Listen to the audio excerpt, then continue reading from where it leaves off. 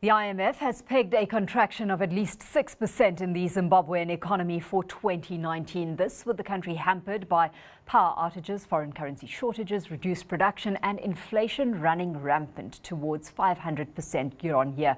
And political deadlock is certainly not helping. In fact, the Economist's Intelligence Unit has forecast that Zimbabwe will be amongst the 5 worst performers, only behind Venezuela in terms of GDP growth for this year, projecting a 12.9% contraction. Batanai Matsika of Morgan & Co. Zimbabwe joins me in studio now to check in on the country's economic status and what kind of equity strategy can be employed. Thanks so much, Batanai, for joining us today. Thank you. It's a pleasure. So heading into 2018, people were very optimistic that the tide would start to change for Zimbabwe. Flash forward 2 years on and we have a country no better off, perhaps worse off, heading into 2020.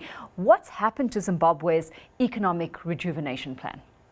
I think, as you rightly put, there was a lot of excitement, but of course that was dampened by some post-election violence that went through. So really, in terms of international engagement, it has not really played out.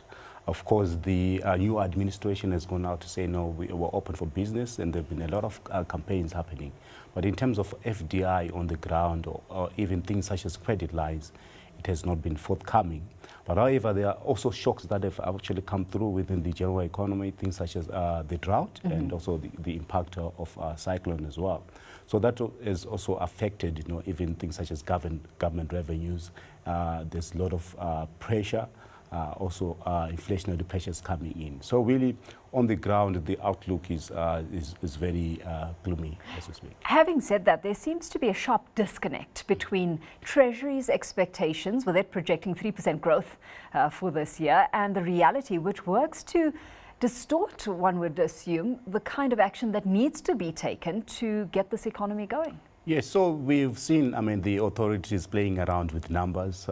Sometimes they come up with, these projections to say that there's going to be growth. But some of the issues that really affected growth in 2019 continue to be there in 2020. So we don't see any change or any recovery actually happening. We've also done our own economic outlook estimates. We think that, the economy will still contract. We're looking at 12.6% contraction.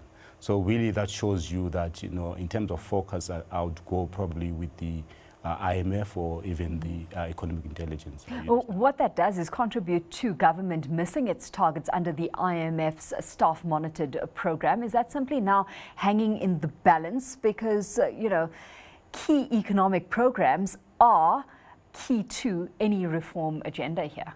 Yes, they're quite key. Of course, the SMP has been happening, something that has been ongoing.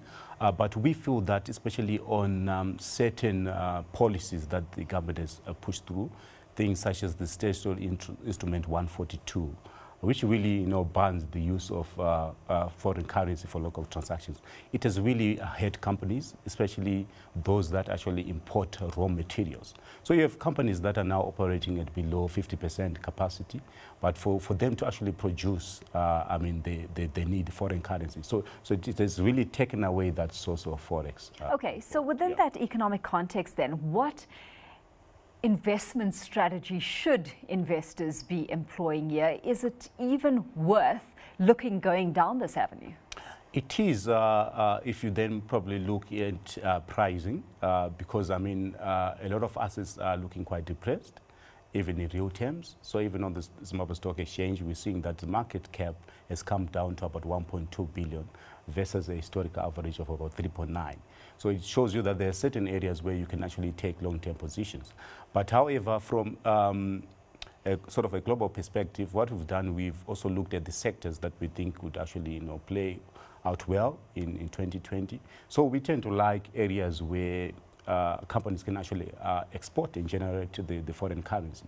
So you're basically looking at your mining sectors where there's gold and also agriculture. We think there's a space around horticulture as well.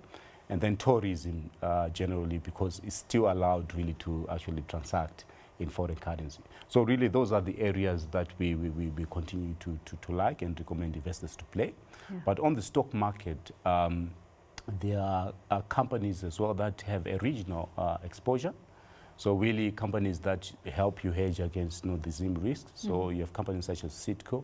They're involved in different African markets and also Simbisa brands as well. So those are some of the companies that we recommend. Let's for a minute then just hone in on the agricultural sector, for example. Contribution to GDP down was at 21.2% in 2007. It's moved down to 12% as of 2018. So surely if your production capability is limited at rising costs as well, your ability to generate forex is curtailed in any event, along with your competitive advantage, leaving very little for the investor to derive benefit from, no? Okay, so what we've seen, especially around the government policies, is that they've realized that agriculture is quite key, given, of course, what has happened with the drought. So really, you find a lot of these funding campaigns are really directed towards agriculture.